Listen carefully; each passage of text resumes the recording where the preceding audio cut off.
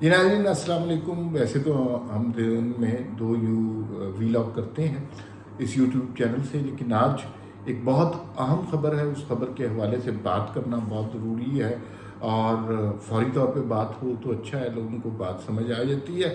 وہ یہ ہے کہ قومی سلامتی کونسل کا 41واں اجلاس ہوا. اس اجلاس کا ایک اعلامیہ جاری ہوا.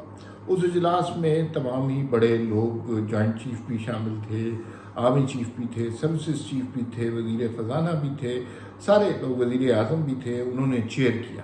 یہ اجلاس ہوا اور اس کے بعد اس کا اعلامیہ جاری کیا گیا. اب جو اس کا اعلامیہ جاری کیا گیا تو یہ بنیادی طور پر اس میں بہت خوفناک اور خطرناک باتیں چند لوگوں کے لیے ہیں، اور اس سے ہمیں آنے والے وقت کا کچھ اندازہ ہو رہا ہے کہ آنے والے وقت میں کیا ہونے والا ہے. ایک طرح سے یہ ایک چارج شیٹ کی گئی ہے، ایک طرح سے یہ الزامات کی بھرمار کی گئی ہے، ایک طرح سے کچھ لوگوں کو ملزم ٹھہرا دیا گیا ہے، مجرم بنا دیا گیا ہے، اور وہ باتیں ساری حقائق پر مبنی ہیں. جو اہم بات ہے وہ اس میں یہ کی گئی کہ اور کس کس کے خلاف ہے یہ بھی آپ کو بتاتے ہیں کہ گزشتہ کچھ عرصے میں پاکستان آنے والے خطرناک دہشت گردوں اور افغانستان کی طرف سے آنے والی دہشت گرد تنظیموں کی قومی سطح پر مدد کی گئی. سمجھ رہے ہیں نا آپ؟ وہ جو کہتے تھے طالبان کو دفتر کھلوا دیتے ہیں، وہ جو ان کے دستے راست بنے ہوئے تھے، وہ جو ان کے دہشت گردوں کو قومی جیلوں سے رہا کرواتے تھے اور ان کے بیانیے کو اپنا بیانیہ کہہ کر لے کر آتے تھے. 10 سال انہوں نے کے پی کے میں اپنی جڑیں اور ان دہشت گردوں کی جڑیں مضبوط کرنے دی، اور اب ان کے خلاف آپریشن کی منظوری دے دی گئی.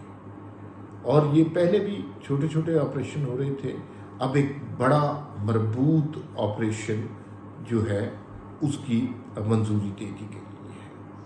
اس میں جو الزامات لگائے گئے ہیں وہ یہ ہے کہ تحریک طالبان پاکستان کے لیے کچھ افراد ہیں جو اس دہشت گرد تنظیم کے لیے نرم گوشہ رکھتے ہیں. وہ افراد کون ہیں وہ بھی آپ کو پتہ ہی ہے، کچھ آپ کو مزید بتاتے ہیں. اور بے شمار دہشت گردوں کو جو ہے وہ گرفتار رہا کروایا گیا. یہ اب سیدھا عمران خان، جنرل فیض حمید اور کسی حد تک جنرل باجوہ کے خلاف چارج شیٹ ہے. آپ کو یاد ہے جنرل فیض حمید گئے تھے اچانک بغیر کسی اطلاع کے افغانستان، اور وہاں جا کے انہوں نے کہا تھا آل از اوکے. تو اب پتہ چل رہا ہے آل از ناٹ اوکے. اب یہ بہت بری طرح پھنسے ہیں، اور الزام یہ لگایا جا رہا ہے، اور یہ الزام کوئی ٹٹ پونجیا نہیں لگا رہا. یہ پوری سلامتی کونسل پاکستان کے تمام بڑے بیٹھے ہوئے ہیں، اور وزیر اعظم اس کو چیئر کر رہے ہیں. وزیر اعظم اس وقت نمائندگی کر رہے ہیں پی ڈی ایم کی، یعنی ساری سیاسی جماعتیں ایکسکلوڈنگ پی ٹی آئی، اور تمام تر پاکستان کی قیادت، سیاسی، عسکری، معاشی قیادت جو ہے وہ اکٹھے ہو کر یہ فیصلہ کر رہی ہے. اور گزشتہ دور حکومت میں جو کچھ کیا گیا اس کے اوپر الزام دھر رہی ہے کہ اس نے قومی سلامتی کو خطرہ درپیش ہوا اس کی وجہ سے. پھر ساتھ ہی ساتھ اس میں قومی سلامتی کے جو الزامات پہ میں رفنے ڈالنے کے جو الزامات لگائے گئے وہ سوشل میڈیا پر بھی ڈالے گئے. اور سوشل میڈیا کس کا ہے جو یہ کرتا رہا ہے؟ کون آرمی چیف کے بارے میں یہ خبریں اڑاتا رہا کہ ان کا تعلق اہل تشیع سے ہے؟ کون ان کے بارے میں سعودی عرب میں پروپیگنڈا کرتا رہا؟ یہ تو اب سب کچھ پتہ چل جاتا ہے نا، خبریں چھپتی نہیں ہیں. خبروں کا المیہ یہ ہے کہ وہ سامنے آ جاتی ہیں. کون جو ہے جنرل عاصم منیر کو آرمی چیف نہیں بننے دینا چاہ رہا تھا؟ یہ ساری باتیں، اور کیوں، کون سے زیادہ امپورٹنٹ ہے کیوں. کیوں کا جواب ایک رپورٹر نے دیا، ہمارے دوست ہیں، نام لینا ان کا مناسب نہیں ہے۔ انہوں نے کہا کہ عمران خان صاحب کے دور میں ایک کور کمانڈر میٹنگ ہوئی تھی، اس میں ایک طالبان کے حوالے سے اور ٹی ٹی پی کی کارروائیوں کے حوالے سے ایک بریفنگ ہوئی اور یہ معاملہ زیر بحث آیا۔ تو اس میں سے ایک کور کمانڈر نے کہا کہ ان سب کو، ہمیں اپنی ملک کی سلامتی کی خاطر ان سب کو جہنم واصل کر دینا چاہیے، ان سب کے خلاف سخت آپریشن کرنا چاہیے اور ان سب کو جو ہے تہو تیگ کر دینا چاہیے، کیونکہ یہ پاکستانیوں پر ظلم کرتے ہیں، پاکستانیوں کو مارتے ہیں اور سرزمین پاکستان کے تقدس کو تہو تیگ کرتے ہیں۔ اس موقع پہ جنرل باجوہ، جنرل فیض حمید اور عمران خان، ان تینوں نے ان صاحب کی بات نہیں سنی اور انہوں نے کہا نہیں یہ ہمارے دوست ہیں، ہم ان سے مذاکرات کر رہے ہیں۔ جتنے وہ دوست ہیں وہ تو آپ کو پتہ چل گیا۔ جن لوگوں نے حمایت کی ان کی، ان کے تینوں کے نام بھی لے لیے۔ جس شخص نے ان کے خلاف، جس کور کمانڈر نے آپریشن کرنے کا مطالبہ کیا اور زور لگایا کہ یہ آپریشن کریں، جس کی بات اس وقت نہیں مانی گئی، وہ جنرل عاصم منیر تھے۔ یہ خبر ہے کہ وہ جنرل عاصم منیر تھے۔ اب ٹیبلز ہیو ٹرنڈ۔ اب جنرل عاصم منیر جو ہیں وہ چیف آف آرمی اسٹاف ہیں۔ جنرل فیض حمید ایک انتہائی متنازع ریٹائرڈ DGI ہیں۔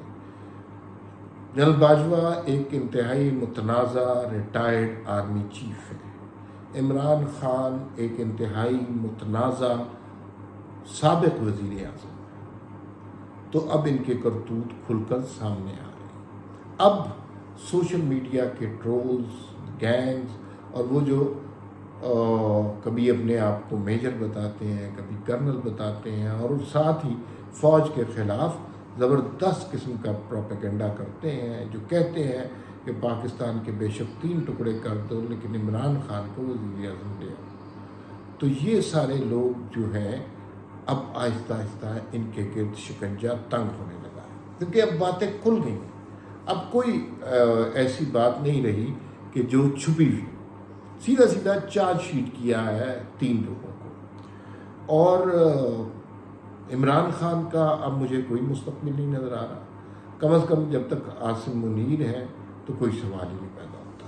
دوسری بات یہ ہے کہ اطہر من اللہ جس طرح اٹھ کر باہر آئے ہیں اور اچانک انہوں نے ایک ایسا فیصلہ دے دیا اور جو ہے کہ وہی 4-3 والا واپس آئے، تو اب چیف جسٹس کمپرومائز ہوتا جا رہا ہے، جو عمران خان کی آخری ریڈ لائن ہے، اور اس کے اوپر اب پریشر بڑھتا جا رہا ہے۔ فائز عیسیٰ جیسے لوگوں کی اہمیت بڑھتی جا رہی ہے۔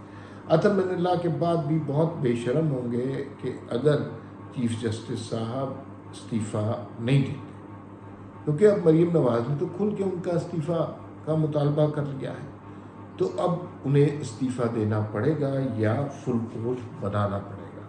دونوں صورتوں میں پھنسیں گے وہ۔ سپریم جوڈیشل کونسل بھی ایکٹیو ہو جائے گی اور اس میں سنا ہے کہ 2-3 نام بڑے امپورٹنٹ وہ فارغ ہونے کا بھی امکان ہے، کیونکہ ان کے اوپر ججز ہوتے ہوئے کرپشن کے چارجز ہیں۔ یہ ساری سچویشن اب چل رہی ہے، تو اب صورتحال بالکل بدلنے لگی ہے، اور اب وہ جو عمران خان کے ٹرولز کا، سوشل میڈیا کا کوئی اب اوقات نہیں رہی، ختم ہو گئے وہ۔ اب ان کا چیپٹر کلوز ہو گیا، یہ آپ سمجھ لیجیے۔